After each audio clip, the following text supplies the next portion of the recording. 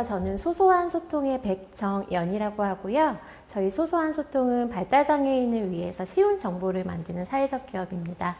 오늘 졸업 후 TV 102030 연수에서는 발달장애인 지원자분들이 쉬운 정보를 활용하기 위해서 알아야 할 것들에 대해 이야기를 드리도록 하겠습니다. 앞에 일단 보시면 문자 메시지가 왔습니다. 자, 총 4개의 문자인데요. 첫 번째 문자를 보시면 이게 아랍어죠. 이 언어를 모르시는 분들은 사실 무슨 뜻인지 전혀 이해를 하기 어려울 거고요. 영어로 된 문자입니다. 영어를 잘 아시는 분은 정확히 무슨 뜻인지 아시겠지만 그렇지 않은 분들은 저 같은 경우 영어를 잘 못하거든요.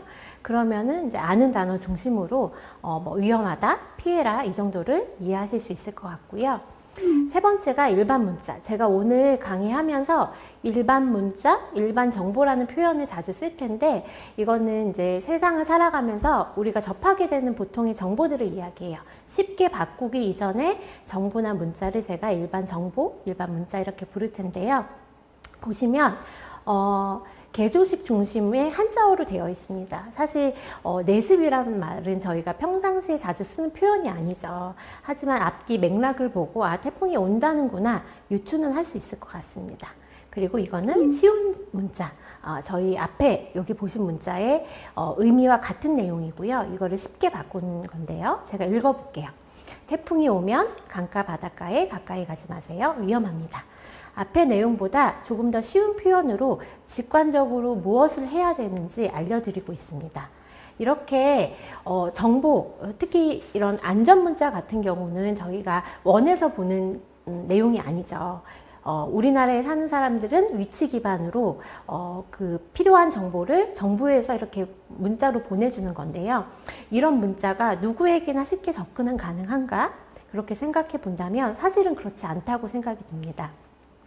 근데 사실은 우리가 문자라는 거는 단순하게 안부나 소식을 전하는 메시지가 있기도 하지만 이러한 안전 문자는 단순하게 이렇게 소식이나 이런 걸 전하는 게 아니라 위험하다, 피해야 한다, 혹은 우리가 무엇을 준비해야 한다라는 아주 제 삶을 지킬 수 있는 중요한 단서이자 정보라고 생각이 들어요. 그래서 이런 문자, 이런 정보들은 그냥 단순한 정보가 아니라 나의 안전을 지키고 건강을 지키고 그리고 제가 삶의 질을 잘 지키면서 살 수 있는 그런 정보라고 생각이 들어서 굉장히 중요한데 이런 것들이 모두에게 공평하게 접근할 수 있지는 않다라고 생각을 하고 있습니다. 사진이 2개 있어요. 이 사진 속의 주인공은 저희 남편인데요. 사실은 이 강의 주제와 조금 다르다고 생각할 수도 있지만 발달장애인을 어떻게 바라보는가라는 것은 굉장히 중요한 거라서 이 부분을 짚고 넘어가고 싶습니다. 왼쪽에 있는 사진은 우리나라의 모 지역에 있는 시립도서관이에요. 여기 보시면 지금 흡연존 앞에 있는데 계단 2개가 있어서 휠체어를 타고 이 흡연존을 이용할 수 없어서 뒷모습이 슬퍼 보이지 않나요? 네. 그리고 오른쪽은 같은 사람이에요.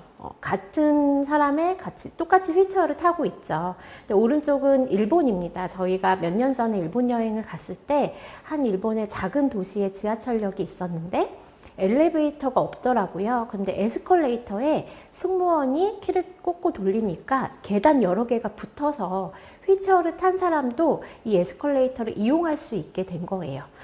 사람은 같습니다. 지금 장애를 가진 사람은 그대로인데 환경이 어떠냐에 따라서 장애물이 되기도 하고 그렇지 않기도 하거든요. 그래서 장애를 바라볼 때 사람이 있는 게 아니라 환경이 있다라고 저는 생각을 하고 있고요. 같은 맥락에서 시각장애인 분들은 보는데 어려움이 있으시죠? 그러면 점자를 통해 정보를 보게 됩니다. 점자를 통해 정보를 보는 거는 우리는 너무 당연하게 생각을 하고 있어요. 그리고 청각장애인 분들은 청각장애인 분들은 듣는데 어려움이 있고 수어를 통해 의사소통을 하거나 방송이나 이런 편의에서는 수화방송 외에 자막방송 이런 것들도 이용을 하게 되는 거죠. 그러면 발달장애인은 대체적으로 이해의 어려움이라는 장애를 갖고 있습니다. 근데 기존의 사회에서는 발달장애인에게 비장애인, 발달장애인이 아닌 사람들이 보는 정보를 그대로 주고 이해를 못하니까 발달장애인이야 라고 접근을 하는데요. 저는 그건 잘못됐다고 생각이 들어요. 발달장애인이 보기 어려운 정보를 주는 것 자체가 잘못되었기 때문에 발달장애인의 관점과 시각에서 누구나 이해할 수 있는 정보를 저희는 제공해야 되는 의무를 갖고 있다고 생각이 들고, 반대로 발달장애인은 권리로서 이 부분을 지원을 받아야 된다 생각을 합니다. 실제 충북에서 2017년도에 발달장애인의 정보 접근성 향상을 위한 실태조사라는 걸 했어요. 이때 장애인 복지 정보의 전달 문제 원인을 무엇이라고 생각하냐라는 질문에 내용을 이해하기 어렵다라고 답변한 분이 약 32%, 구체적인 방법을 알지 못한다, 그러니까 어떻게 신청하고 어떻게 이용하는지 모르겠다라는 의미거든요. 이분들이 약 19%, 그리고 정책 용어를 이해하기 어렵다, 약 15%. 정말 많은 분들이 장애인 복지 정보가 일단은 무엇인지 모르겠고 그걸 가지고 어떻게 이용해야 되는지 모르겠다라는 의미거든요. 그래서 사실은 장애인 복지, 발달장애인을 위한 복지 서비스는 당사자가 이해하고 선택하고 신청할 수 있어야 되는데 제공자 입장에서 굉장히 어렵게 되어 있다는 거예요. 그러면 저는 그런 질문을 굉장히 많이 받아요.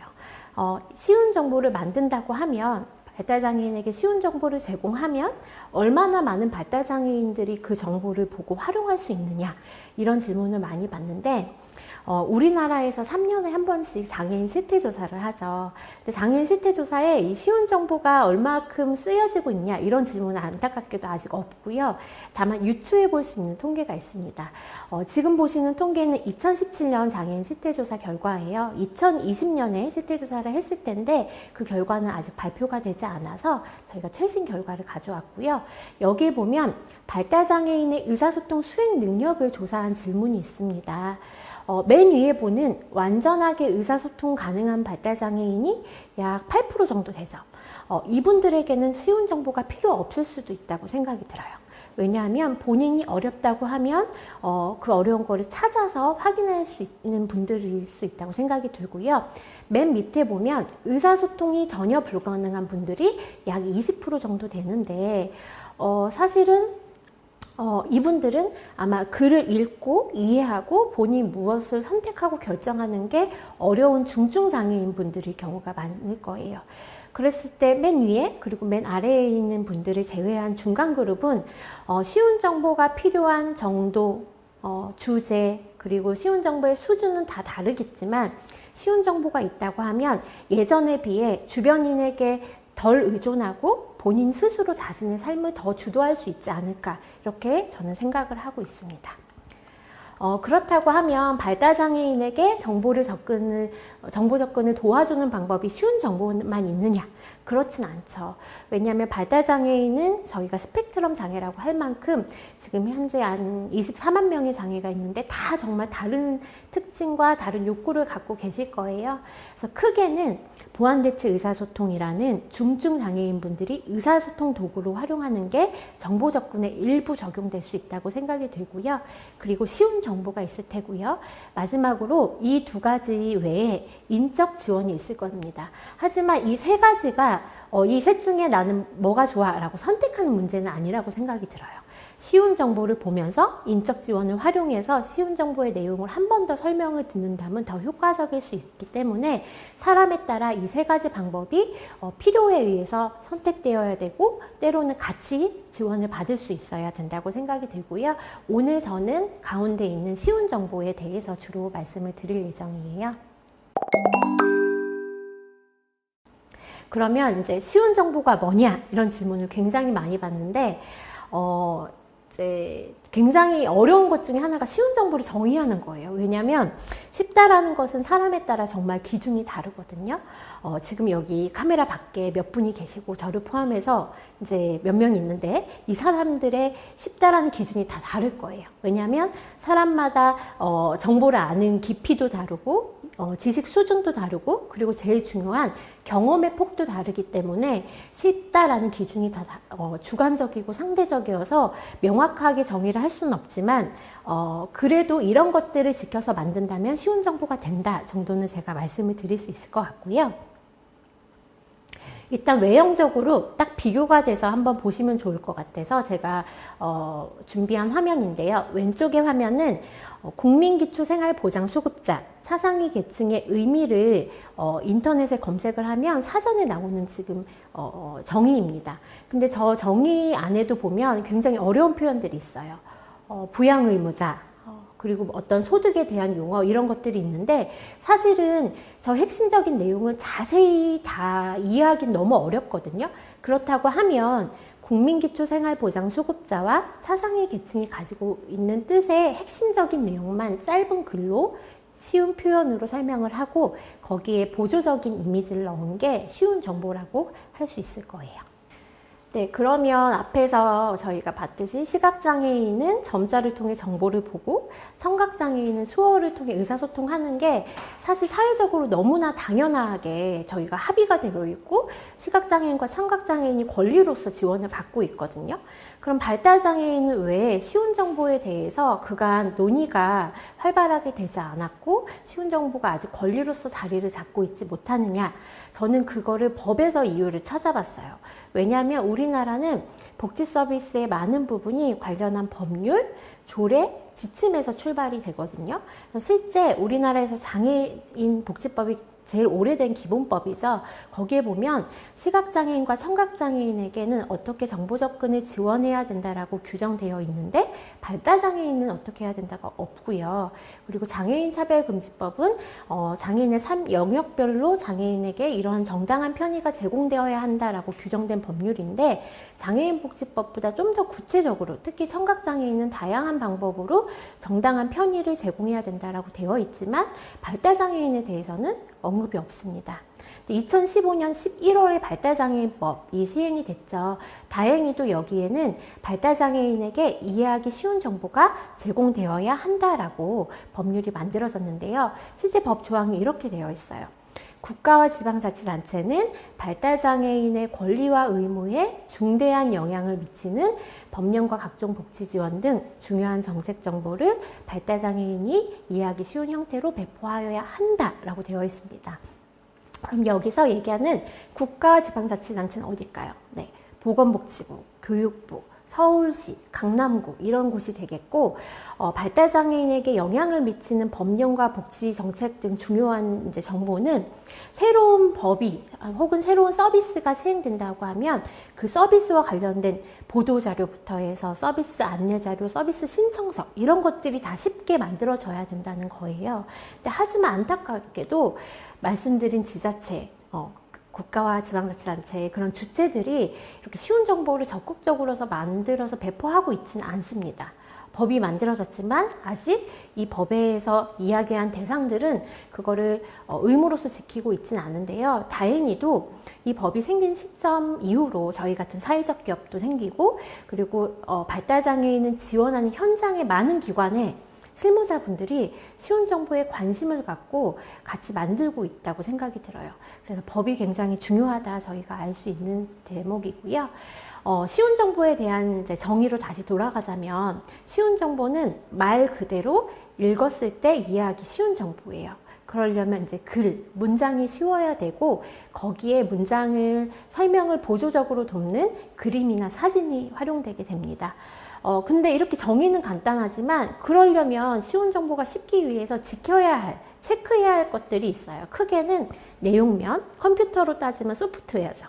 그리고 형식면, 컴퓨터로 따지면 하드웨어죠. 이 두 가지 모두가 챙겨야 할 요소가 굉장히 많은데 가장 처음에는 어휘 선택이 중요하죠. 어휘의 난이도를 잘 고려해서 어휘 선택을 해야 되고요. 간단한 문법 구조의 짧은 글이어야 합니다.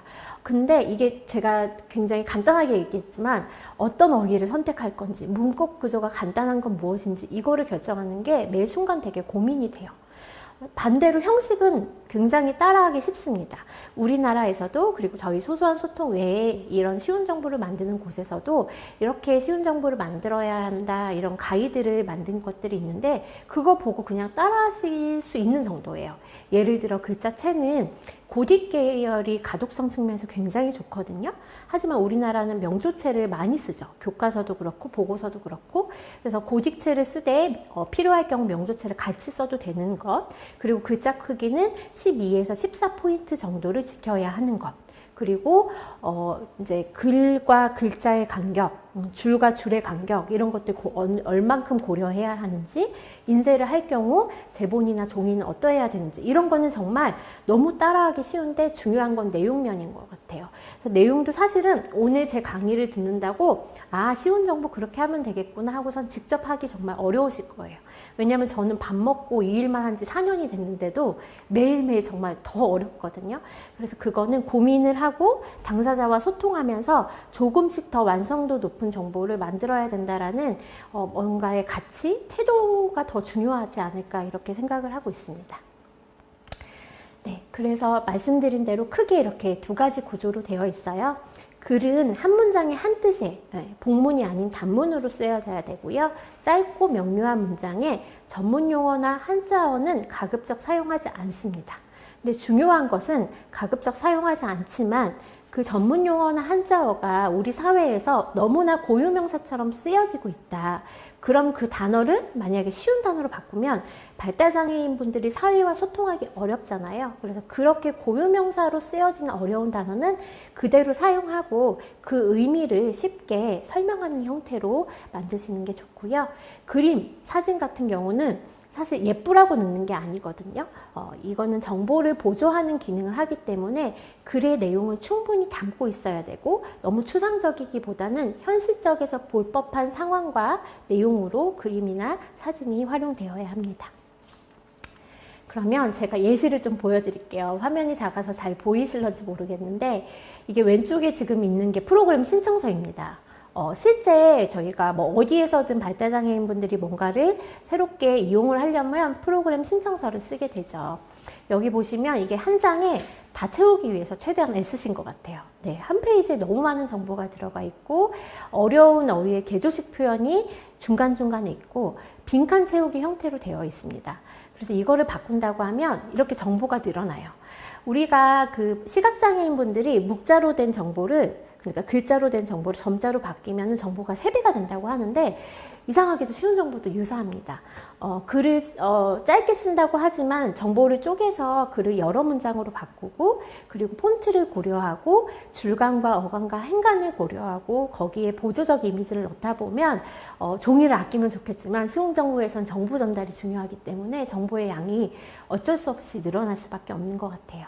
그래서 지금 한 장짜리가 3장짜리가 됐는데 정보의 양과 편집을 고려해서 3페이지가 되었고요. 그리고 쉬운 어휘에 약간 질문에 대답하는 서술식 표현으로 바꾸고, 그리고 중요한 정보는 그 정보를 조금 더 이해하기 쉽도록 보조적 이미지를 활용하게 됩니다.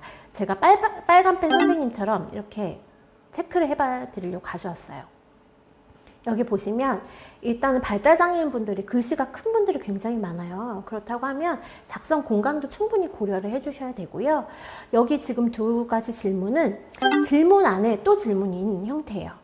이것도 비장애인이 보기에는 너무나 익숙한 서식이지만 발달장애인 입장에서는 어려울 수 있고요.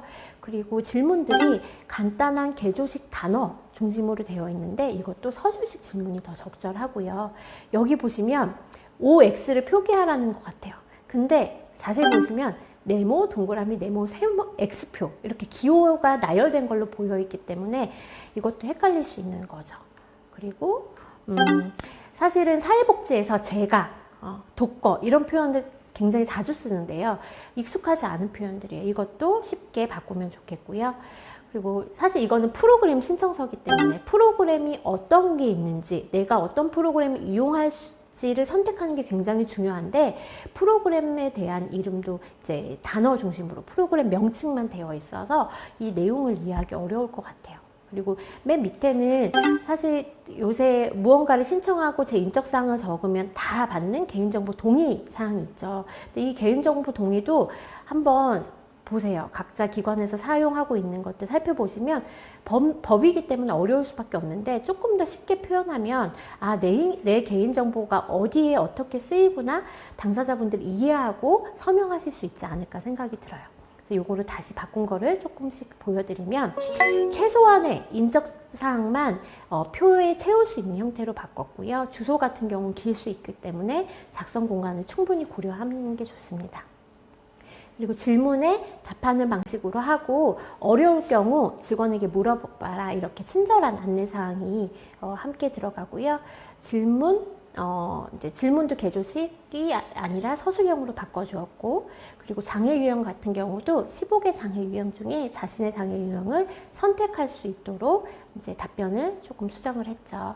서술형 답변으로 바꾸고, 여기 이제 어디에 살고 있나요 질문 같은 경우에는 하위 질문이 또 있어요. 그러니까 나의 집에 산다고 체크한 사람은 추가적으로 질문을 또 해야 이제 답변을 하게끔 되어 있거든요. 그래서 하위 질문이라는 것이 한눈에 이해되도록 이제 편집도 신경을 써주시는 거죠. 여기가 포인트예요. 사실은 프로그램 신청서면 내가 뭘 이용하고 싶은지 결정할 수 있어야 되는데, 이전에는 지역사회 환경 개선 공모전, 지역사회 탐방 이렇게 되어 있어서 이게 무엇을 한다는 건지 당사자분들이 이해하기 어렵거든요. 그런 프로그램 이름 넣어주고 이게 무슨 프로그램인지 쉬운 설명과 함께 보조적 이미지를 넣어서 당사자분들이 이해하고 선택할 수 있도록 하는 거죠. 그리고 보시면 여기가 원래 새장연이라고 자조모임 가로하고 새장연 이렇게 프로그램 이름이 되어 있어요. 근데 줄임말은 정말 너무 익숙하지 않은 사람 외에는 뭔지 어려울 수 있거든요. 그렇다고 하면 그 이제 전체 플레임을 함께 기재를 해주시는 게 이제 정보 전달에 더 효과적입니다. 그리고 보신 것처럼 개인정보 사용 동의는 굉장히 중요한 부분이에요. 나의 개인정보를 쓴다는 거를 내가 허락해야 되는 거잖아요. 그리고 내가 허락했기 때문에 그게 잘못되면 나의 책임도 있어서 중요한 내용 강조 표시하고 서술형으로 쉽게 알려주면서 마지막에 한 번 더 강조를 해서 본인이 이 개인정보를 사용하는 것에 동의하는지를 확인할 수 있도록 하는 거죠. 이렇게 이제 만든 것이 쉬운 정보라고 하고요. 국내외에 어떤 주제에 쉬운 정보가 있는지 조금 알려드리고 싶습니다. 이거는 우리가 발달장애인 분들이 사실 일상에서 보는 정보가 굉장히 다양하거든요. 근데 이런 정보까지 쉽게 만들어야 돼? 라는 생각의 전환을 드리기 위해서 조금 사례를 공유를 하고자 합니다. 해외 사례 먼저 볼게요. 발달장애인 분들이 지금 참정권과 관련해서 우리나라에서 이런 거를 만들어 달라 굉장히 요구를 많이 하고 있어요.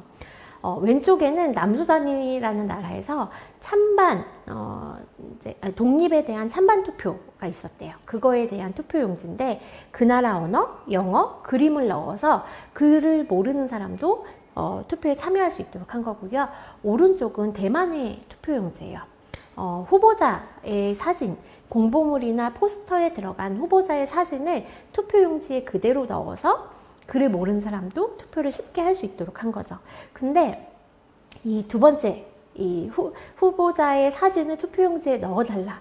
이게 우리나라 발달장애인 분들이 요구하는 참정권 첫 번째고요.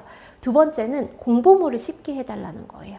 사실 우리가 가서 도장 찍는 것도 중요하지만 도장을 찍기 전에 내가 몇 번에게 나의 중요한 한 표를 행사할 것인가, 그러기 위해서는 공약을 이해해야 돼요. 근데 공약이 너무 어려운 표현들이 많이 있습니다. 그래서 발달장애인 분들이 오랫동안 요구를 하고 있는데 이게 공직선거법이 개정되어야 한다고 해요. 근데 선거법 개정안은 계속 발의되고 있는데 어떠한 이유인지 통과되고 있지 않거든요. 그래서 내년에 대통령 선거를 앞두고 많은 발달장애인 분들이 희망을 갖고 기다리고 계신데 제발 통과됐으면 좋겠는데, 그래서 많은 분들이 이게 발달장애인만의 문제라고 생각하지 않고 사실 투표를 처음 하는 만 19세가 된 청소년들에게도 굉장히 중요하거든요. 공약을 쉽게 이해한다는 게. 많은 사람들이 관심을 가져줬으면 좋겠다라는 생각이 듭니다. 이거는 이제 건강과 관련된 건데요. 암은 이제 지금 굉장히 흔한 질병이 됐죠. 그래서 왼쪽의 정보는 암이 무엇인지 쉽게 알려주는 정보, 오른쪽은 약물 복용을 건강하고 안전하게 하는 정보입니다. 실제 발달장애인 분들이 건강관리에 대해 정보가 충분히 않다고 생각이 들어서 이런 것도 정말 필요하지 않을까 생각이 들고요. 그리고 저는 이런 자료를 국내 어디서든 혹은 저희 소소한 소통에서든 꼭 만들어야 된다고 생각이 드는데, 발달장애인도 엄마가 될 수 있죠. 결혼하고 임신하고 출산하고 양육할 수 있는 상황이 언제든 있을 수 있다고 생각이 듭니다. 그렇다고 하면 사실은 엄마가 된다는 거는 굉장히 중요하고 그리고 준비가 필요한 과정인데 그에 대한 정보가 많지 않다는 거죠. 그래서 이건 영국에서 만든 자료인데요. 왼쪽에 보시면 임신한 엄마들이 알아야 할 정보, 그리고 오른쪽은 0에서 1세의 아이를 키우는 방법. 그러면 2에서 3세도 있겠죠. 그러니까 연령대별로 자녀를 키우면서 엄마가 알아야 할 양육과 관련된 정보를 쉽게 만든 거예요.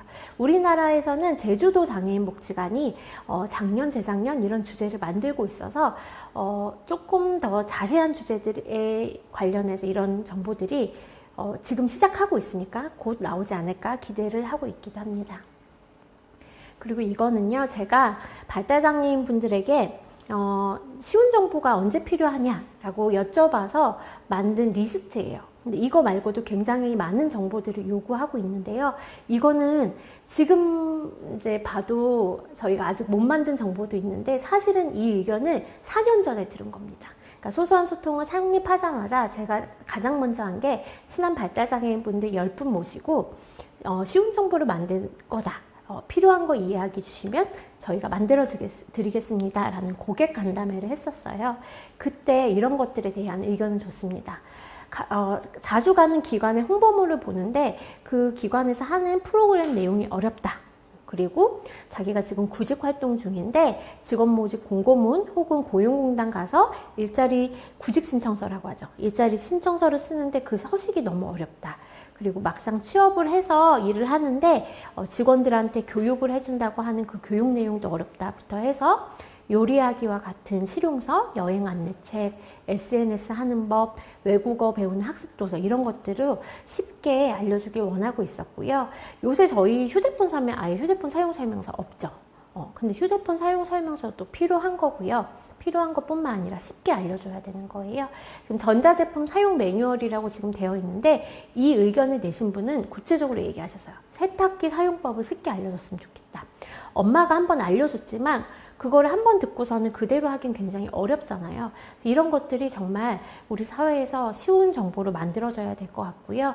저희가 최근에 장애인의 날에 쉬운 정보를 주문하세요라고 해서 일상에서 본 정보 중에 이런 거 쉽게 필요하다.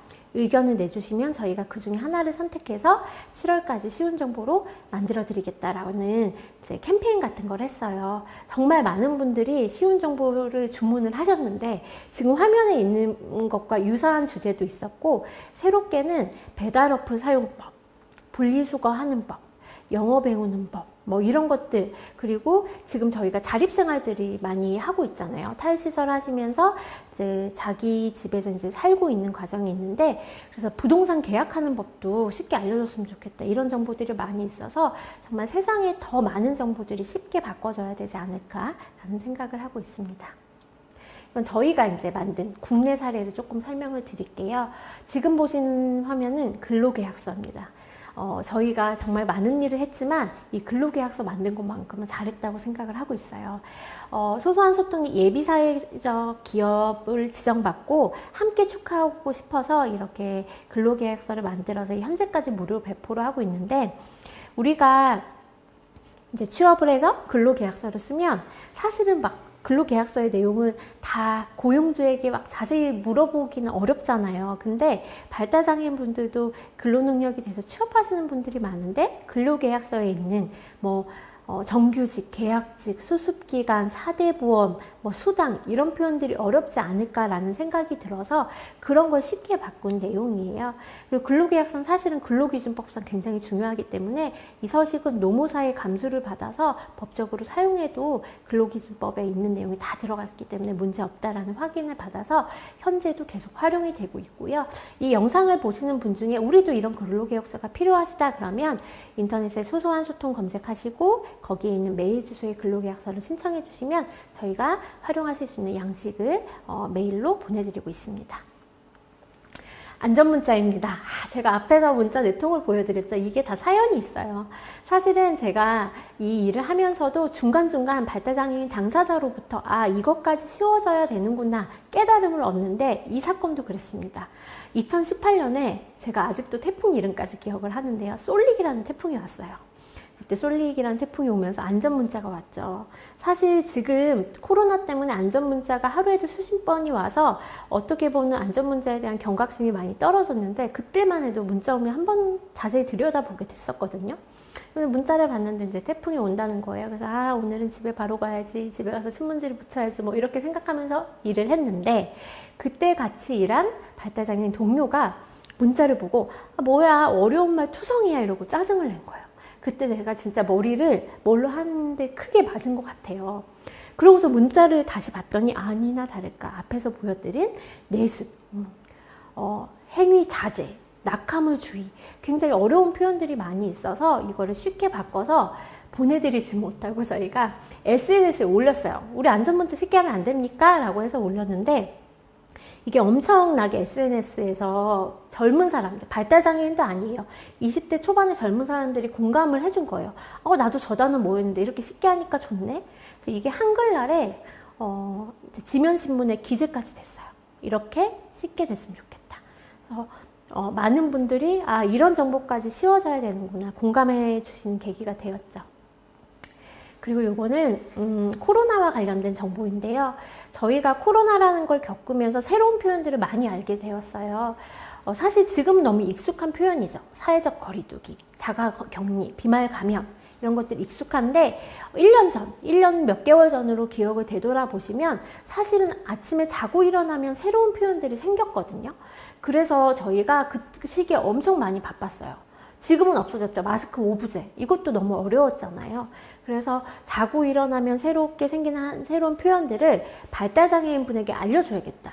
왜냐면 뉴스만 틀면, 인터넷 창만 열면 코로나와 관련된 얘기가 계속 나오는데 이 표현들을 이해할 수 있을까? 그렇지 않을 거라고 생각이 들어서 이런 것들을 만들어서 알려드리는 활동을 하기도 했습니다. 그리고 이제 책으로도 쉬운 정보를 많이 만들어요. 요거는 복지 서비스 이용할 때 우리가 복지 용어들이 굉장히 어려워요. 복지 서비스 현장에 있는 분들은 잘 모를 거예요. 하지만 그 용어를 쉽게 설명하는 것도 너무 익숙하지 않은 일이라서 발달장애인 분들이 복지 서비스를 이용할 때 접하게 되는 복지 용어를 쉽게 알았으면 좋겠다라는 의도로 만든 정보이고요. 그 취업과 관련된 정보는 굉장히 중요하죠. 취업과 관련돼서는 저희가 시리즈로 3권의 책을 만들었습니다. 왼쪽은 발달장애인을 위한 책이 아니에요. 파란 색깔 책은 발달장애인을 고용하는 기업의 인사 담당자를 실제 활용하는지는 잘 모르겠습니다. 근데 직업재활사분들은 많이 쓰세요. 취업 알선 이런 일을 하는 이제 직업재활사나 사회복지사분들이 많이 활용을 해주시고, 발달장애인을 고용하거나 채용하는 과정 혹은 취업 알선을 하는 과정에서 조금 더 쉬운 표현, 쉬운 정보를 활용할 수 있는 팁을 담은 도서고요.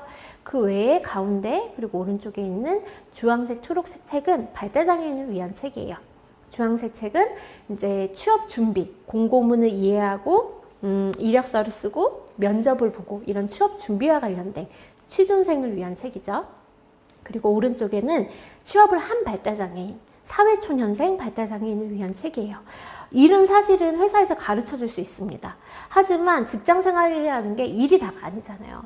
이 공간 안에서 직장인으로서, 동료로서 지켜야 될 에티켓, 매너, 기본적인 정보들이 있죠. 그런 것들은 사실은 그냥 눈치로 배우는 건데 발달장애인 분들에게 그건 굉장히 어려운 일이잖아요. 그런 정보를 담은 내용이에요. 그리고 저희가 이건 굉장히 자랑하는 책인데요. 발달장애인 분들에게 정보를 줄 때 이제 전문가가 쉽게 알려주는 것도 중요하지만 당사자의 목소리로 알려주는 게 굉장히 중요하다고 생각이 들어요. 왜냐하면 나와 같은 장애를 가진 사람들이 알려주는 정보구나. 그러면 저렇게 나도 한번 살아볼 수 있겠구나. 혹은 나도 한번 해볼 수 있겠구나 라는 동기부여와 자신감을 얻게 된다고 생각이 듭니다. 근데 실제 이 책이 그렇게 활용되고 있고요.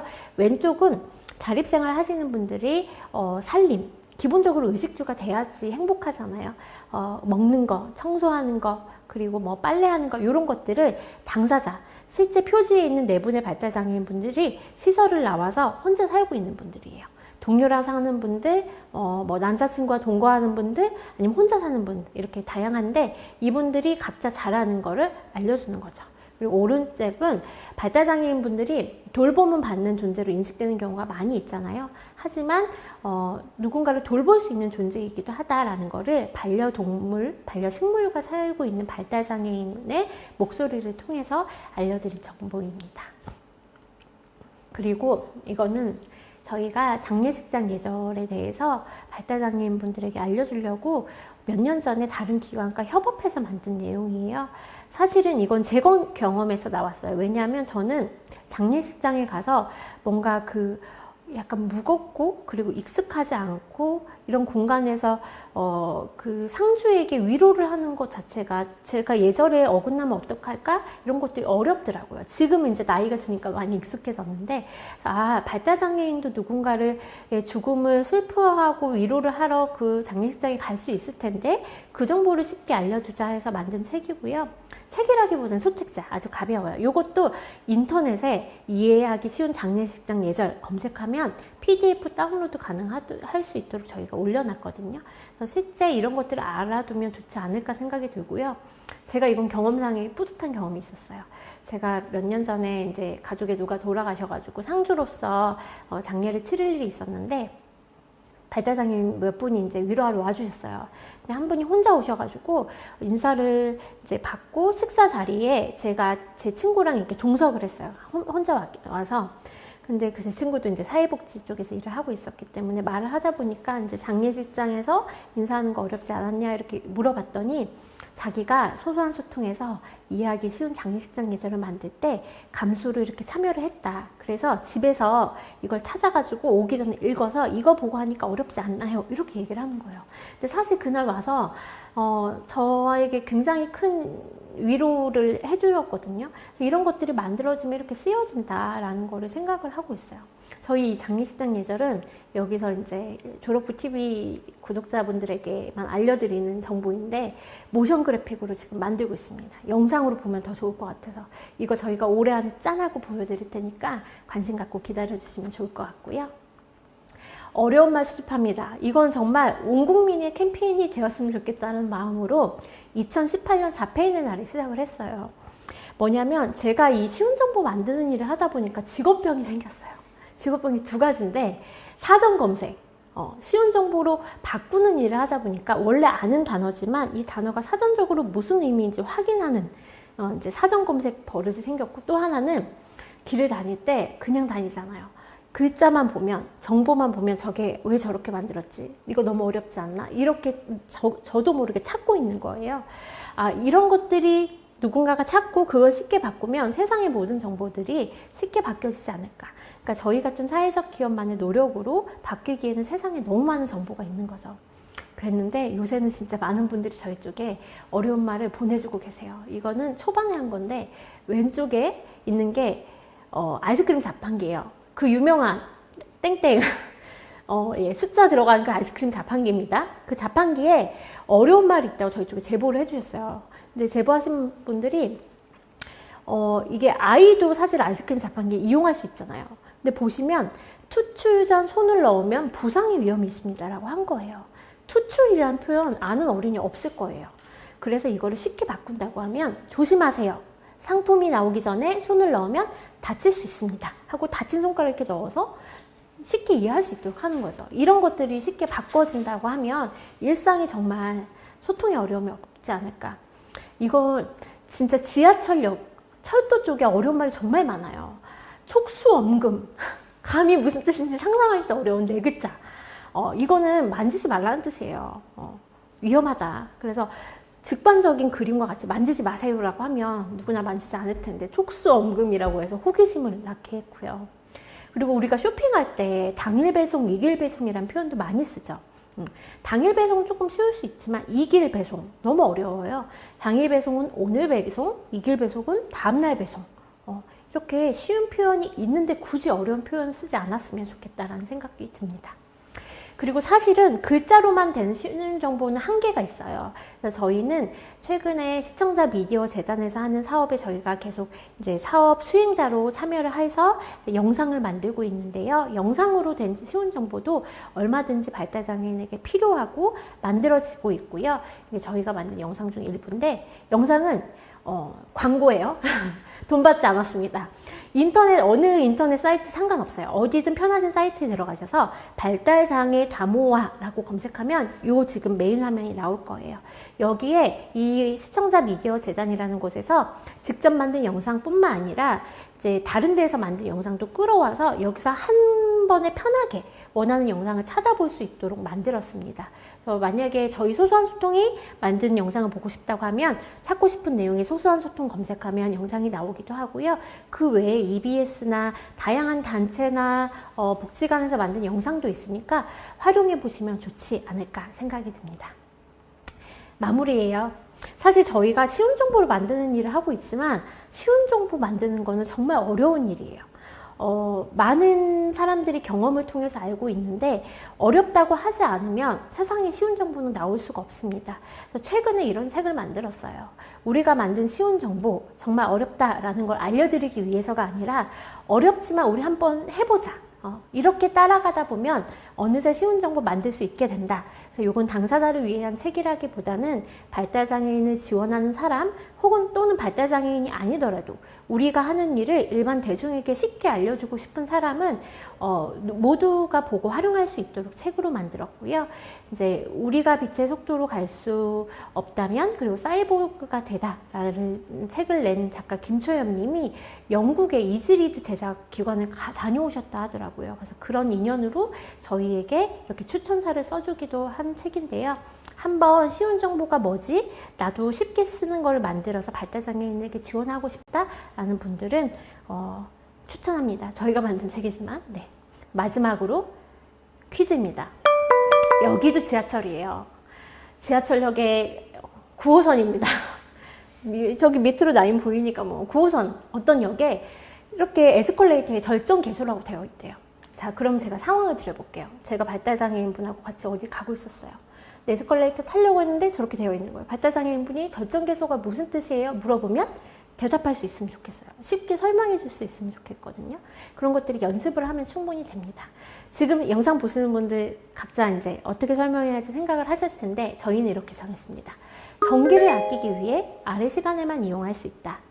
그리고 오전 7시부터 10시, 오후 17시부터 21시라고 되어 있는데 24시간제도 당사자분들에게 어려우실 수 있어요. 저도 아주 미세하게 12를 빼는 게 제 스스로도 느껴지거든요. 그렇다고 하면 아침 7시부터 10시, 저녁 5시부터 9시까지는 전기를 아끼기 위해서 에스컬레이터를 이용하지 않는다고 해요. 이렇게라고 설명을 해주면 좋겠죠. 자, 제가 되게 빠르게 그리고 어떻게 보면 수박 겉핥기식으로 쉬운 정보에 대해서 이야기를 했는데 저는 그거 하나는 생각이 듭니다. 제 강의를 오늘 듣고 나면 아마 발달장애인 분들에게 뭔가 정보를 제공하시는 분들은 이제 어휘 선택 하나가 거슬릴 거예요. 쉬운 정보를 제작하는 건 거기서부터 시작합니다. 너무나 전문가같이 글을 써내려가고 여기에 어떤 그림을 넣으면 좋을지 결정하는 거는 저희도 하지 못해요. 많은 사람들이 머리를 맞대요. 이제 고민을 하고 그리고 노력을 해서 만들어진 정보고 가장 중요한 거는 이 쉬운 정보를 만들었을 때 당사자분에게 보여주세요. 이해가 되느냐? 안 된다. 그럼 다시 만들어야겠죠. 이 과정을 반복하다 보면 어느새 이전보다 훨씬 쉬운 정보가 만들어져 있을 거라고 생각이 듭니다. 어려운 내용은 아니지만 생소한 내용이었을 거예요. 근데 이렇게 제 얘기를 들은 시간을 통해서 앞으로 세상의 정보를 쉽게 바꾸는 사람으로 같이 저희가 할 수 있기를 기대하고요. 혹시나 궁금하신 게 있다고 하면 소소한 소통 저희 사이트에 들어오셔서 언제든 편하게 연락해 주시면 제가 가능한